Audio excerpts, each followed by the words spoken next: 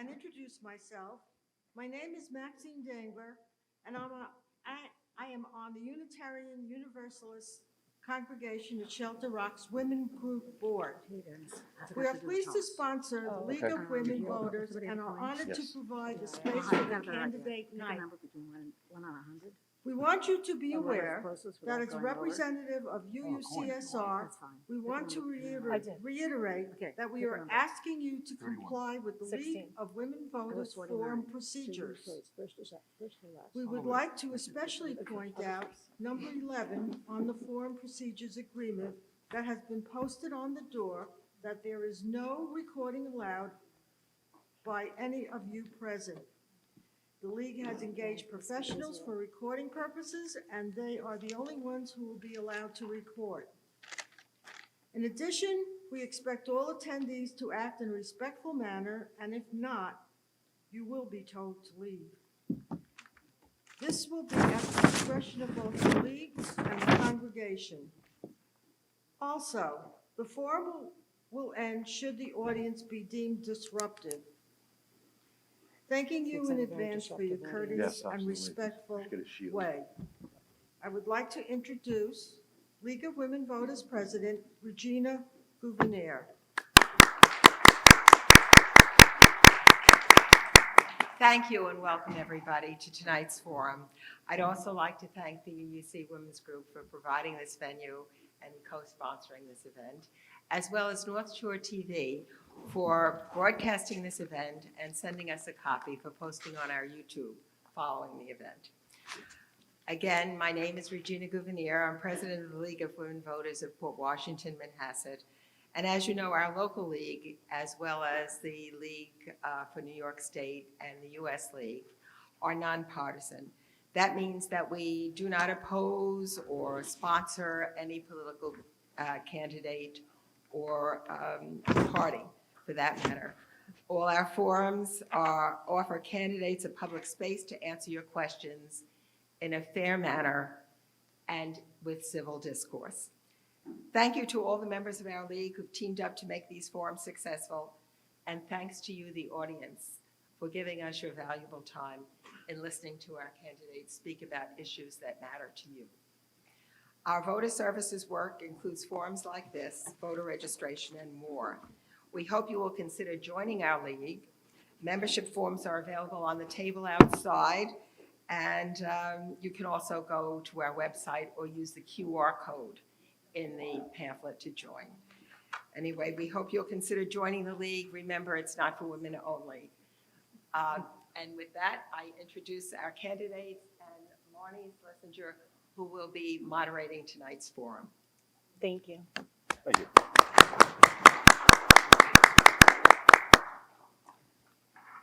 Good evening, everybody. My name is Marnie Schlesinger, and I'm a member of the League of Women Voters.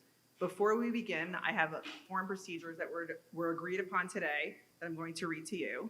It should take about 3 minutes, so please bear with me. I, the moderator, am from the League of Women Voters from outside of the district from which the candidates are from. Candidates' opening statements will be determined by drawing lots before in-person events. The same order will be for opening statements. Each candidate will be allowed 3 minutes for an opening statement.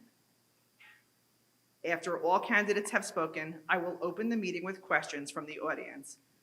Cards will be handed out for written questions. These will be vetted prior to being asked so that duplicative, personal, abusive, or biased questions can be discarded.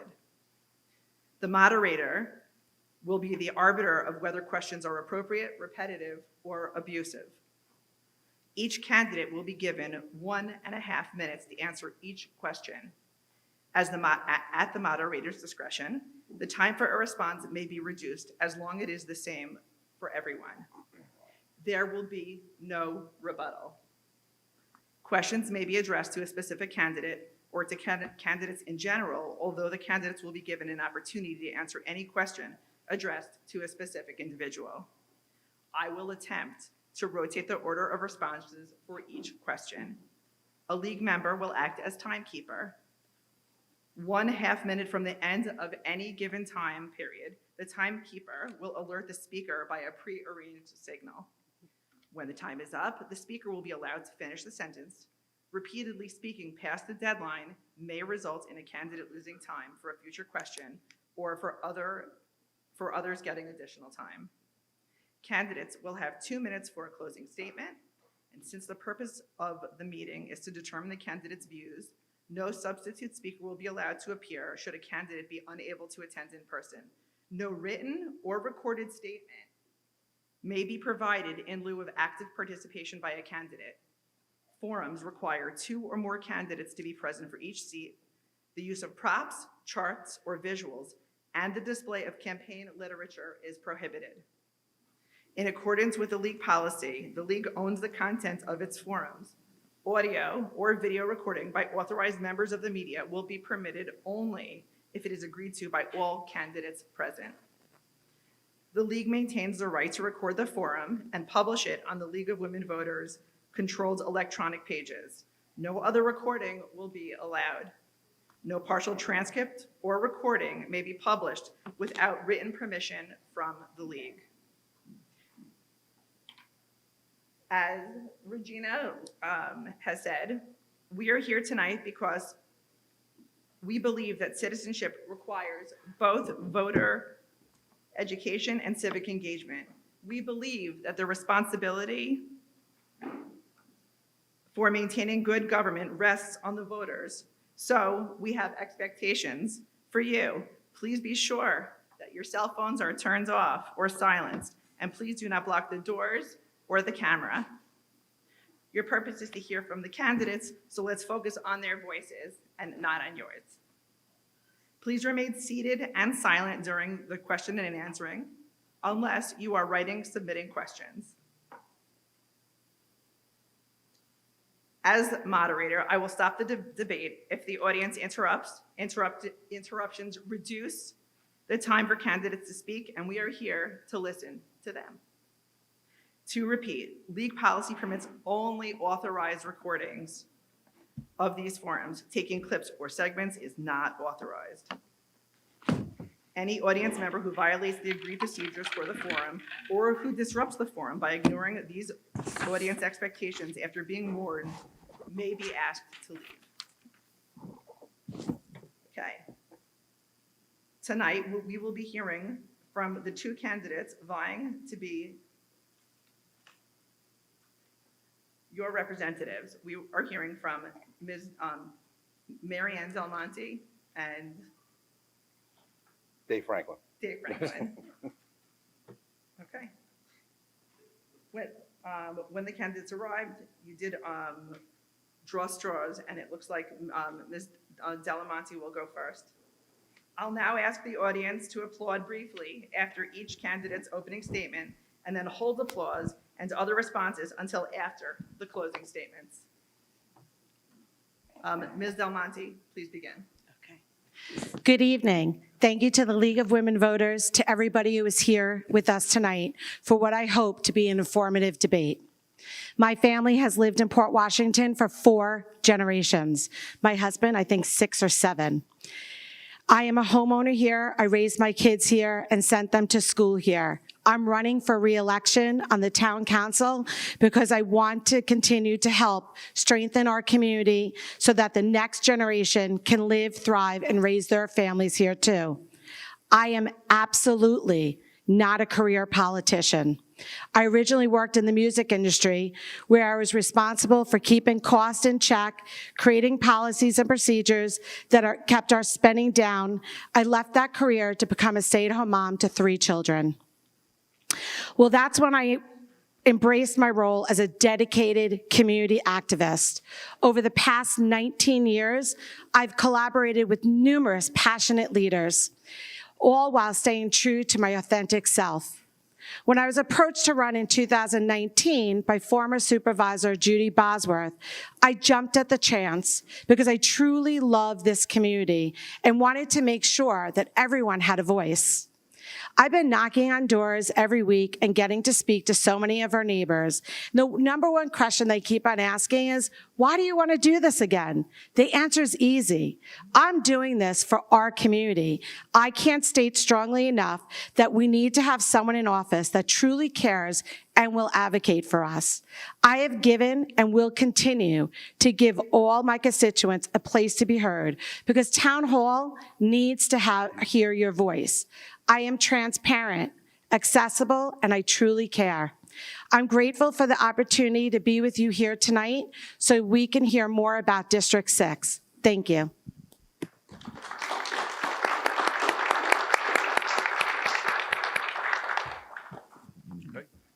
Good evening, everybody. I'm Dave Franklin. Thanks again, as always, as Mariann said, to the League of Women Voters. We appreciate everything you do to keep the public informed. Before I start, I would like to take a moment and just remember the people in Israel who were brutally slaughtered. If we can just take a moment. Thank you. I'm only a 36-year resident of Port Washington, so I guess I'm a rookie. You're not a clam digger. No, not a clam digger. But I grew up in Jersey City, and it was spread out wide. It was just a ragtag community. Coming to Port Washington was my first true sense of community, that I found out what life was supposed to be all about, and I got involved. I was part of the Port Washington Crisis Relief Team during Hurricane Sandy. We set up shelters for the people.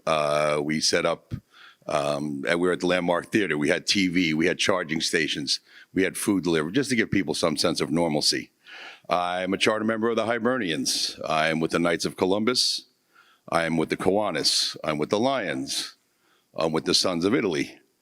I do red stocking to make money for cancer care. I also am with the Community Synagogue Theater Program. There are no kids in the place, right? I'm Santa Claus. I was professionally Port Washington. I was the police commissioner in Port Washington for 9 years. I was with HBO for 36 years. I'm not a professional politician either. I'm all about public service. 13 of those were as shop steward, representing the people, representing the rank and file for their needs. I'm an advocate of just people over politics, as I said. I am part of St. Peter's Parish, and I have been for 35 years. I'm a lector. I'm part of the parish council. I'm one of the parish trustees, and I am presently the Deputy Commissioner of Parks and Recreation for Nassau County. I have the experience in government. I have the experience in the community to get this done. As I said, my motto is people over politics, and I'm just looking to make a difference. Thank you.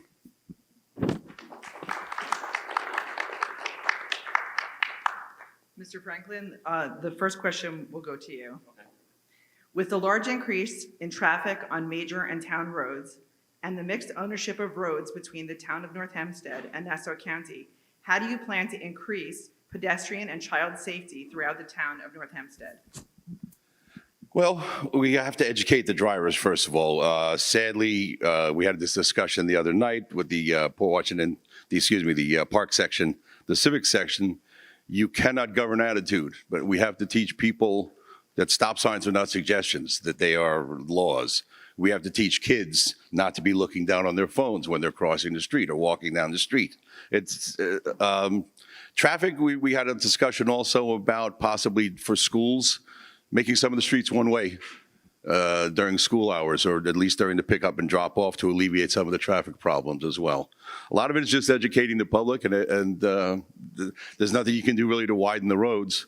And the police department, I know, Commissioner Meyer is here. We discussed this last night as well. Just getting the police out there and then being more active and pulling the people over. And maybe when it hits them in the wallet, they'll start to understand that it's time to pay attention. Ms. Dalimonte. Oops, sorry. So first, when I came to the town in 2020, it was a pandemic, but I found that there was a grant that the town of North Hempstead had for many, many years. It literally went from Port North to the school district, and then finally went to the town of North Hempstead. And it was just sitting there. So I get things done. I said, we are doing this. We added a sidewalk for the children that walk to Guggenheim. We also did work at Daly, and we also did work at Salem. And it was the Safe Routes to School program. And we worked with that program, and I made sure that that project got done that was sitting there for for a very, very long time. Also, I have a very good working relationship with the police. Literally, I am on the phone with them probably every day. Today, probably about 10 times. I work very well with them.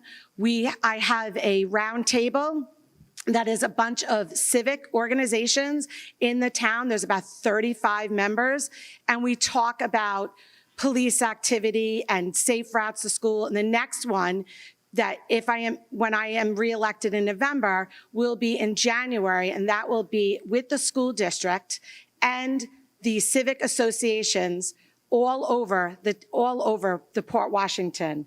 So I saw my thing come up, stop, so. At least somebody pays attention It's to hard, stop yeah. signs. Right? We pay attention to stop signs. All right, the next question is for Ms. Dalimonte. Okay. How do you feel about the multi-level building proposal at Bar Beach Road? So I am an elected official, so I am going to tell you what I am allowed to say. I have major concerns about 145 West Shore Road. To put sewers down there would cost over $18 million. That is right on our Hempstead Harbor. As everyone knows, I am trying to clean up the harbor and the bay. Putting a 7-story unit there with 170, I know Edda's going to correct me, 171 or 172 units, thank you, is absurd. I have major, major concerns. And that is why I have made sure that the community has been informed of everything that is going on in my newsletter. Literally, when I put out something regarding 145 West Shore Road, it gets its own newsletter. So I have been keeping the community involved and letting everybody know what is going on. I don't want to see that stop sign. Same question, Mr. Franklin. I agree with Mariann that it's unnecessary, not just for the sewers, but we're pretty crowded enough as it is. What it's going to do to the traffic, what it's going to do to the school systems. We can't handle that. We had the question before about schools, about safety on the streets and safety on the sidewalks. All it's going to do is add more cars, or more cars rushing to the train stations in the morning. I think it's a bad idea, and I'm against it. I didn't get the 30-second one on that one. Okay, Mr. Franklin, do you have an opinion on the IDA, the Industrial Development Agency, in rental buildings? Again, I'm going to go back to where we are. If one of the things I do oppose is the Hochul housing plan. I'll come out and say that. They're looking to do top-down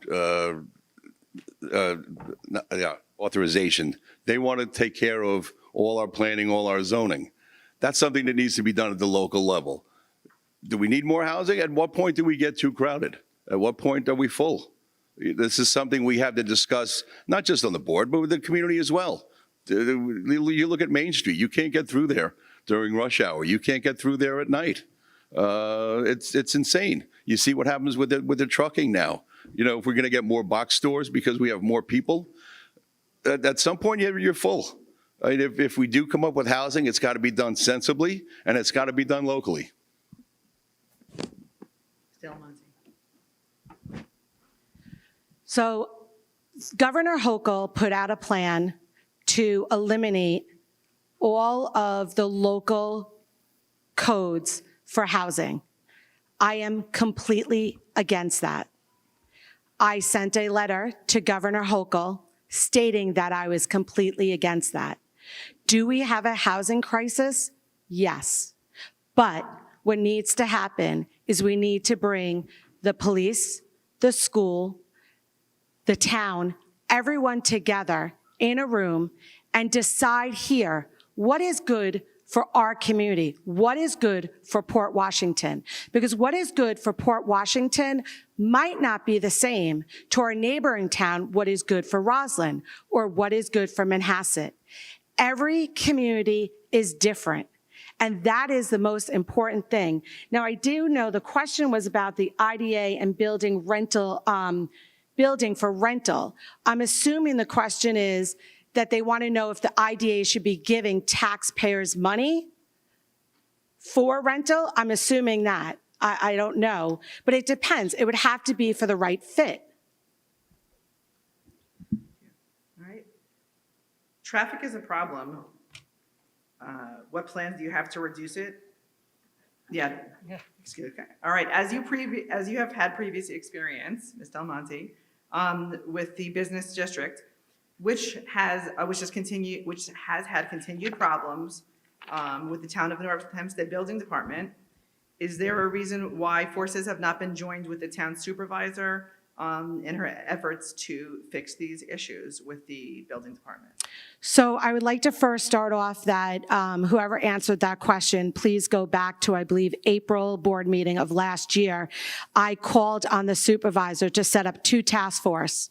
One task force would be to bring community architects, engineers, electricians together to go over our code.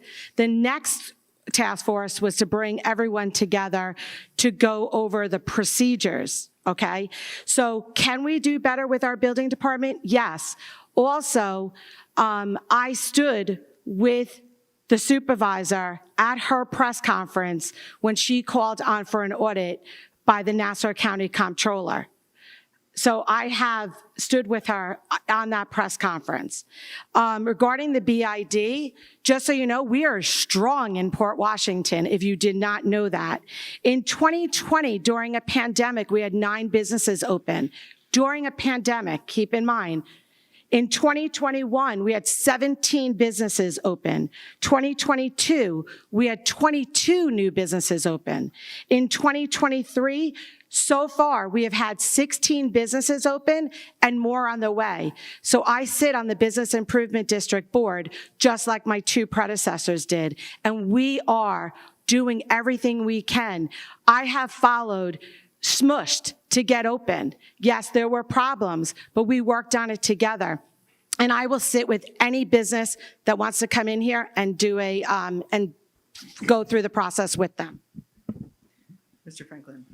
We do have businesses that are opening. We do have some that are closing as well. Ivory Kitchens is closed. They couldn't sustain here in Port Washington. We still have a lot of empty storefronts. Port Washington is a destination. We have to give people a reason to come here. There are restaurants, there are a dime a dozen in every town. You can't just come for the restaurants. People may come for the antiques. We have to give people a reason to come to Port Washington. I'd like to see utilizing the Landmark Theater for entertainment. I think entertainment is going to be key to bringing people here. I'd like to advertise on the railroad to make sure that people come and then utilize public transportation, and possibly when they're walking from the train station down to Landmark, they frequent one of the stores that we have or some of the businesses that we have. Opening a business is nice, but it's sustaining it that we have to work on.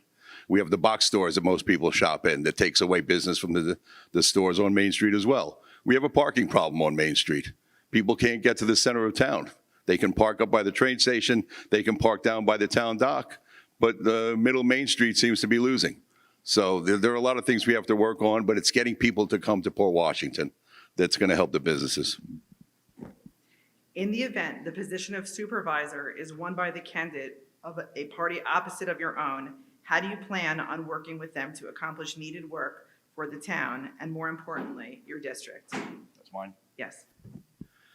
As I said, my motto is people over politics. I don't care whose idea it is. I don't care who came up with it. If it's a good idea for the town, we've got to implement it. There's got to be compromise. It can't be one-sided. It can't be left against right. It's not right against left. It's right against wrong. And if it's right for the town, it's got to be implemented. We've got to work together.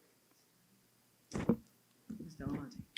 So when Supervisor DeSena started, I actually set up a breakfast with every single mayor in District 6 for her to meet and to introduce.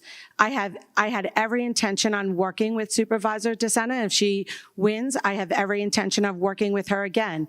But I do my research. If I think something is bad for the town that could put us in jeopardy with New York State for alienation of parkland or anything like that, I am not going to vote on it.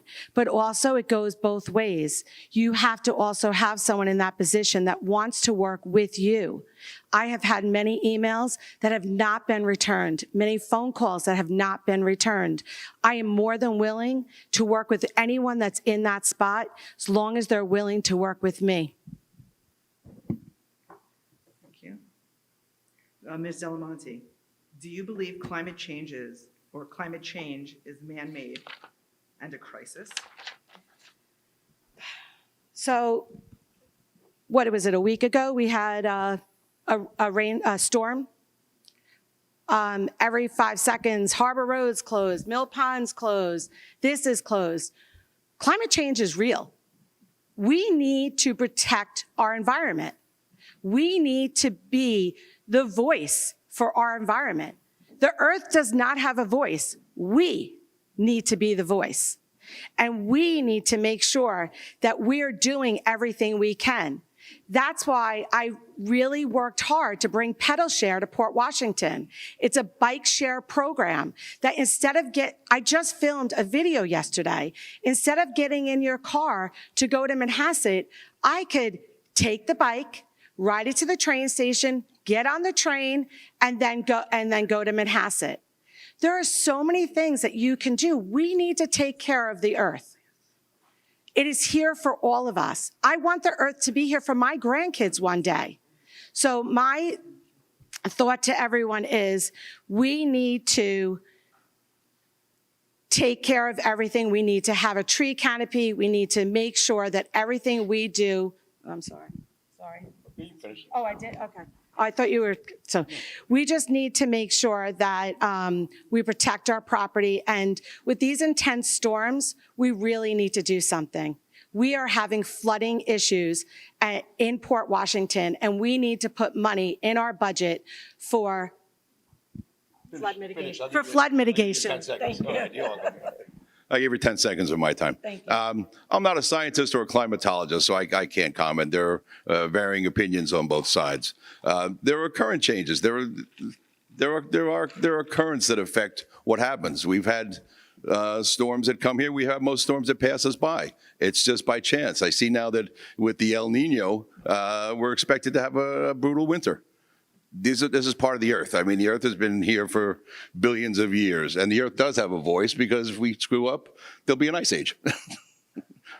But yeah, I mean, I'm not going to argue the fact that we do need to do more as far as conservation, as far as energy, and do our part not to pollute.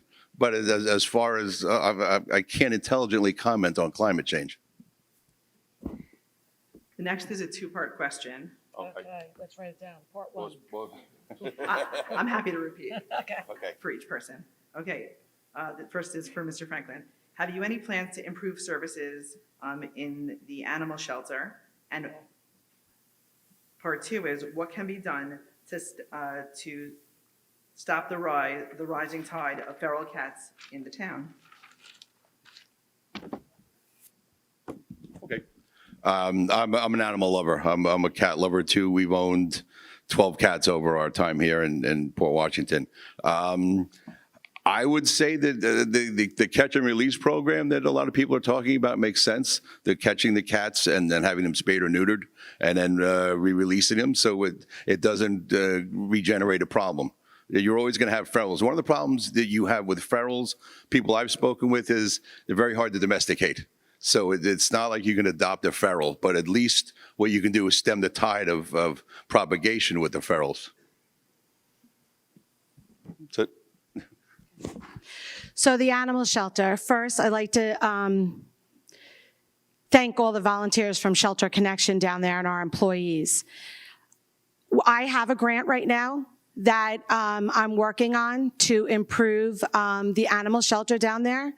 I do know that the engineers were down there today yesterday with the executive director regarding the feral cats. So we have 2 programs currently right now at the town of North Hempstead. At the last board meeting, I co-sponsored with Councilwoman Veronica Lurvy a voucher program to add another program for feral cats. When I received the 2024 budget, there was no money in there to continue that. I will be advocating to continue that voucher program. Please understand, our animal shelter does not just take care of the residents in the unincorporated area. Our animal shelter has to take care of all of the villages as well. And there are serious feral cat problems in the village of Manor Haven and I believe the village of Great Neck Plaza. So it's not just the unincorporated areas the animal shelter takes care of. It is all of the residents, 240,000 residents. All right, next question. The topic is, and this is for Ms. Dalimonte, the town of North Hempstead fiscal responsibility and accountability. The town of North Hempstead has the highest debt per capita statistic compared to 4 other neighboring towns. How do you plan to be fiscally prudent for the town of North Hempstead? So there was a resident that came to me and wanted to meet with me on this. So everyone has to understand this, that the town of North Hempstead debt includes the special districts. So all of the debt to get the 1.4 dioxin out of our water, that the water district or the sewer district, when they go to bond something, or the police department, they bond through us.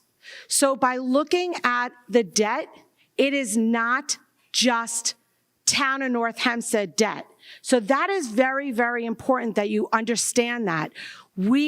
So think of all the water districts that had to do work on their pumps. All of that debt is under the town of North Hempstead. So when you're looking at that, you have to be very, very careful and understand that is not just, even though it's in the town of North Hempstead, is not just town of North Hempstead debt. So that is really important to understand. Also, for our capital projects, what we should be doing right now is using our fund balance to, instead of bonding for those projects, we should use our fund balance for the revenue for our capital projects.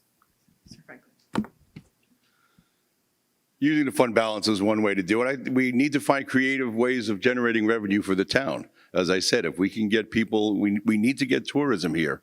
We need to get jobs on Main Street. If the businesses can be sustained, then you have taxpayers that are working in the town and living in the town. There was a program for revitalizing North Hempstead Beach Park, wasn't there? Did you get a check for $1 million or something from the state that was never moved on? This is about debt. I understand that. I'm talking about generating, and what I'm talking about is. The only questions that can be asked. Okay, sorry. I was just for point of reference, not an attack or anything. Just creative ways to generate revenue to offset the debt as well. I know we have money in the town balance. Next, for Mr. Franklin. Okay. Let's see. In your opinion, and in light of state policies and programs, what are the top 3 critical issues facing the town of North Hempstead? What plans would you put in place to address or mitigate your identified issues and why? How would you pay for the action items in your plans? Well, I think taxing is part of the problem. I think people are overtaxed. One of the ways we can help people, especially in light of what's happening in the country, that the prices are crazy. I don't know, the last time you went to the grocery store, I spent $100 for 2 bags. I used to be able to fill half the car with it. There's got to be a way to try to offset that cost for the people. We can reduce the taxes. I know Supervisor DeSena last year presented an 11% tax cut. That's not true. Yes, it is. Yes, sir. Okay. And then it was cut down to 5% by the board. I know this year she's got a tax cut in place as well. There's plenty of room, there's plenty of money in the reserve to give back to the people. I mean, taxation is part of the problem, one of the reasons why people are leaving, why people are having so much trouble here. I think one of the problems, fortunately, because of our police department, crime is not an issue. Safety is not an issue. It's simple things. Well, not simple, but people that are running stop signs and people that are on cell phones. You know, if those are the greatest of our worries, then we're okay. It's just, the other thing is just getting, working together, getting a board that will work together and not against each other. We have so many problems. If you've been to a board meeting, it's just, it's fighting. There's no room for politics at this level. We've got to get a better solution. We've got to work together. It can't be left against right. It's got to be about what's best for the town. That's my biggest concern, is getting the board to work together again.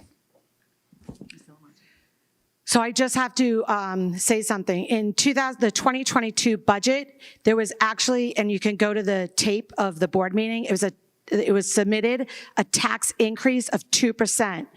So DeSena received a bad headline from the news, so then she went and tried to illegally change it. The budget has to be submitted by the law by September 30th. The budget that we received was a 2% tax increase. Then tried to say that she did not know about the money in the fund balance. That was not accurate. Her senior staff knew about the money in the fund balance. They presented in March of 2021 to Moody's that we had fund balance. So I need to clarify that. We worked as a board from the 2% tax hike to a tax cut of 5%. Now I'll go to the question. Lower the cost of living, defend our local environment, and protect our quality of life. And if whoever asked that question, I'll be more than happy to discuss that further, because I got to stop. 20 seconds left. I get worried when I get the first one. It's like a warning. You can have as much time as you need. Come on. All right. Ms. Dalimonte, Yes. are you concerned about the Great Neck Park District lease that requires the Village of Kings Point to alienate 5 acres of parkland in Kings Point? And how would you handle this issue? Okay, so I do remember hearing something about this, but I am one that I do my research. Oh, I'm sorry. I do my research. So I really I don't know what they're alienating it for. I thought that they were going to make the Great Neck Park District, they were going to do parking, and there was going to be more land for the park. So before I vote on something, I really want to make sure that I do my research, I cross my T's and dot my I's. So I feel like I would have, whoever asked this question, please let me do my research, reach out to me in the office, and I will be more than happy to give you my answer. I don't know that yet. I'll be honest, I'm not familiar with the project, so there's nothing I can comment on. You had more time.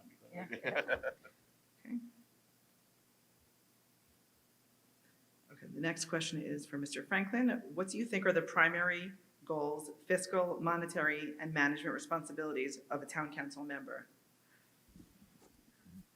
Keeping the budget in check, making sure that the spending is accurate and necessary. We can't spend everybody's money frivolously. This is, it's not a gift. We're spending taxpayers' money. We're spending our own money as well. We've got to be a little bit more frugal. We have to tighten the belt in some points.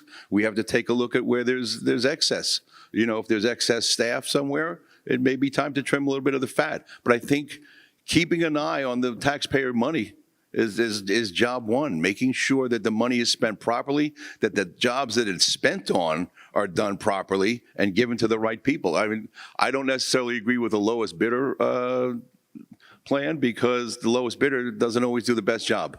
There's something that's got to be, I would amend, that you can choose from the top 3 and do some research. It should not necessarily just be the lowest bidder, because then you end up doing the same job twice if you get less than quality. So it's just making sure that the taxpayer money is spent properly. Thank you. So just so you know, at the town, it doesn't go to the lowest bidder, it goes to the most responsible bidder. So that's very important. I feel that advocate for the residents, protect the quality of life. You also are passing legislation. I passed legislation for the volunteer firemen, I shouldn't say volunteer firefighters and EMT. I sponsored that legislation to give them a tax break of 10%. They are volunteers. They are there. When your house is on fire, they're running into that house. They are there to protect us. So finding ways to do things in legislation. The Port Washington Police Department came to me. They needed legislation on urination. No one was able to give it to them. I did it. I passed it for them. And now Baxter Estates just passed it. So it's listening to your residents who have quality of life issues and then trying to pass legislation for them to have a better quality of life. There have been rumors, this is for Ms. Dalimonte, there have been rumors that you have not been making full disclosures regarding your actual and/or appearance of conflicts of interest. Unlike the manner that the previous council person for District 6, who made it public and/or recused herself from voting on issues coming in front of the town of North Hempstead board meetings,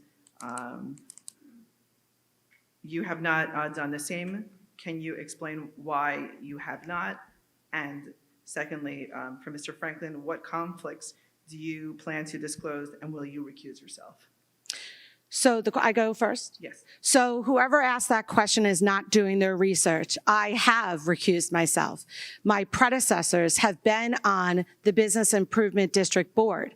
I am on the Business Improvement District Board because I was nominated from the town board. I represent the town of North Hempstead on that board. And I believe this has to do with Sunset Park. So my predecessor, Dina DiGiorgio, and also my predecessor before that, Fred Pollack, also advocated for taking over Sunset Park. So it has been done. I have recused myself when they talked about it.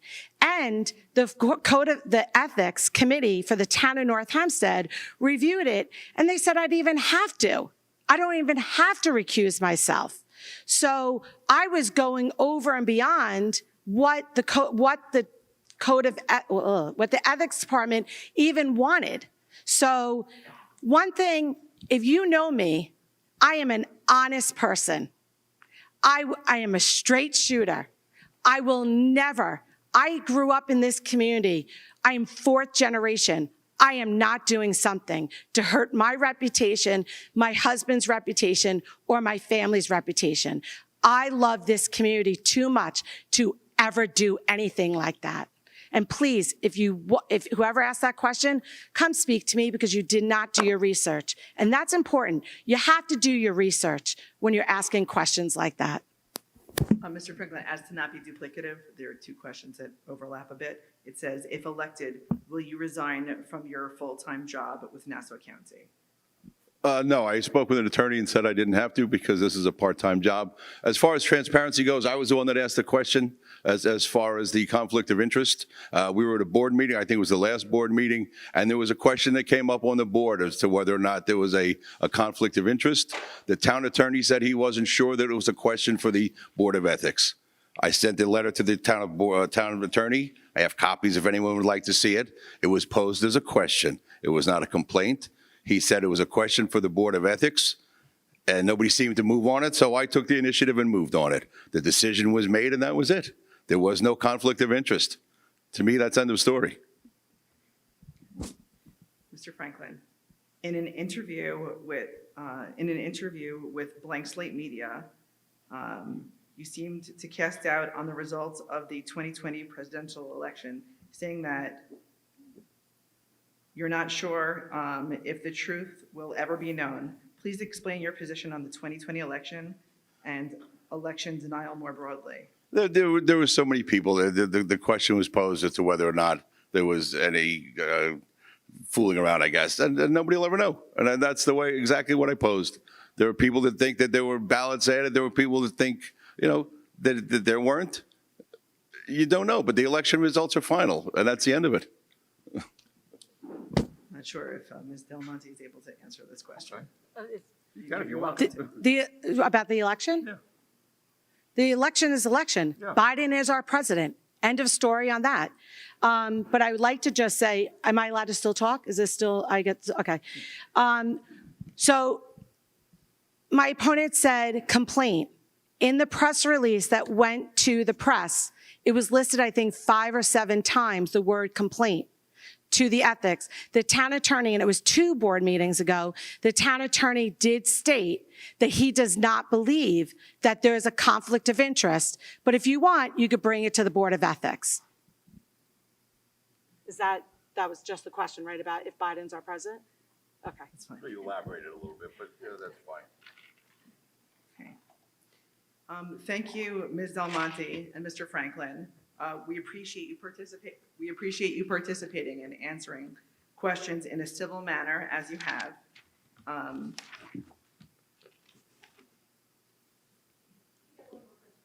Okay, we're going to ask a final question.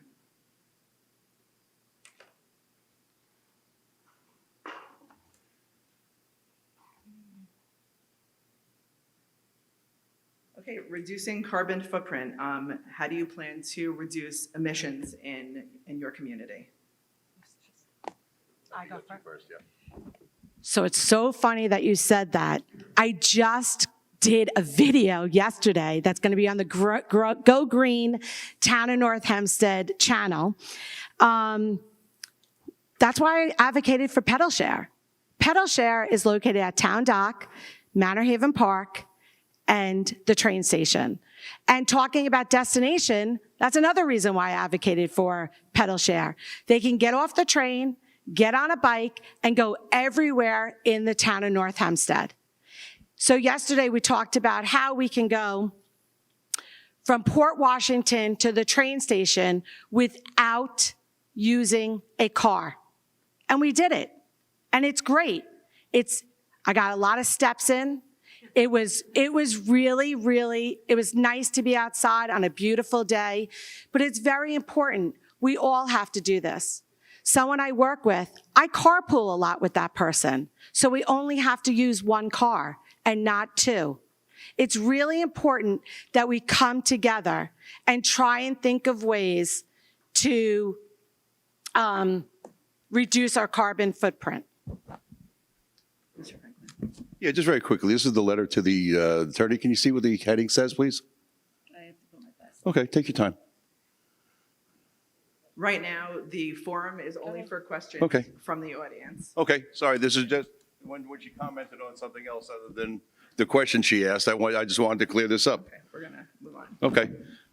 Yeah, bicycles, walk. We need to get out and get more fresh air. Electric cars, is the way to go. Just do your best to reduce the footprint. Don't use your car if you don't have to. Use public transportation if you can. Just, as I said, walking is better than anything else. I live on Fairview Avenue. I'd rather walk to the train station than drive. There's nowhere to park there anyway, so. Before we take closing statements from the candidates, I'd like to remind voters that Election Day is Tuesday, November 7th, at your regular polling place. Early voting begins Saturday, October 28th, and runs through Sunday, November 5th. A recording of this forum will be available on the League of Women Voters of Port Washington, Manhasset YouTube channel within 24 hours. Please put Wednesday, October 25th at 7 p.m. on your calendars. October 19th. Okay. Now on to closing statements. Put that on your calendar.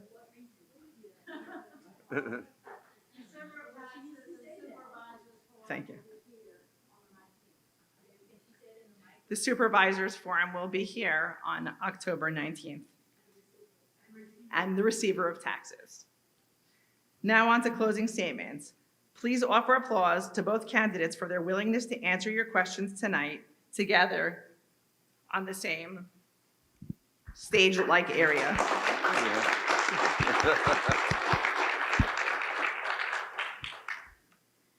Thank you. And Ms. Dalimonte, Okay. would you please read your closing statement? I want to express my gratitude to the League of Women Voters and for all of you joining us here on tonight's forum. Here's the key message I want you to leave with. I will never, and I will repeat that, I will never be a rubber stamp for anybody. I have never held a political patronage job, and my family's livelihood is not tied to party politics. No one's going to tell me how to vote. I'm going to vote based on my research. I remain committed to transparency and accessibility. If reelected, I will continue to get things done for our district, and I will continue to involve the community in the process. I am deeply connected to our community and well-versed in its challenges, which I'll continue to bring to Town Hall to enhance our quality of life while keeping spending in check and our taxes low.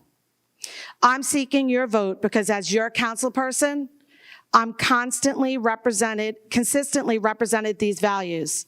Ensuring the Town Hall genuinely listens to your concerns and incorporates your input into our future vision will remain my highest priority. We've made tremendous progress, and now we need to continue and to protect that progress. I have a list here of all my accomplishments by year. If anyone wants this, I am more than happy to send it to you. I fought with the DEC and I got the governor's office involved to put 2 million oysters in Manhasset Bay. It was not easy. I feel that I am the voice for Manhasset Bay because we need to improve our water quality in Manhasset Bay. And I am working with the Long Island Sound right now to improve our water quality at Manor Haven Beach Park because it got a C+ rating. I'd like to thank you once again for this opportunity tonight. And please remember, I am always here for you. Mr. Franklin.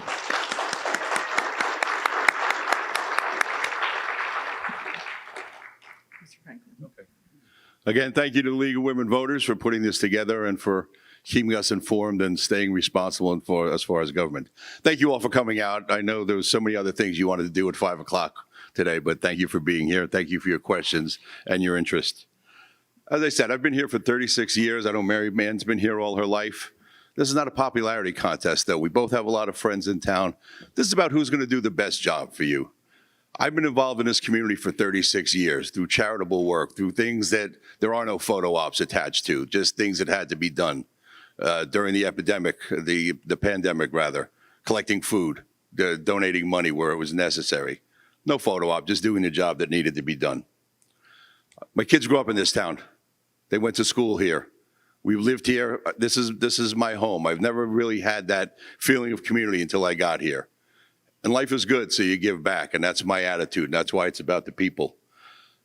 I take no pride in ownership, as I said. If there's a good idea, I don't care who came up with it, Democrat, Republican, let's implement it. This is not right versus left. This is right versus wrong and what's right for the people. I've got the most government experience. I've got the most community experience, and I'm the right man for the job. And given the opportunity, I will serve as I have done for the last 36 years. Thank you. Thank you to both the candidates, and thank you to everyone in the audience. Thank you for the thoughtful questions and for spending the evening educating yourselves about both candidates and for your engagement with democracy. Voters like you keep our democracy thriving and alive. Thank you.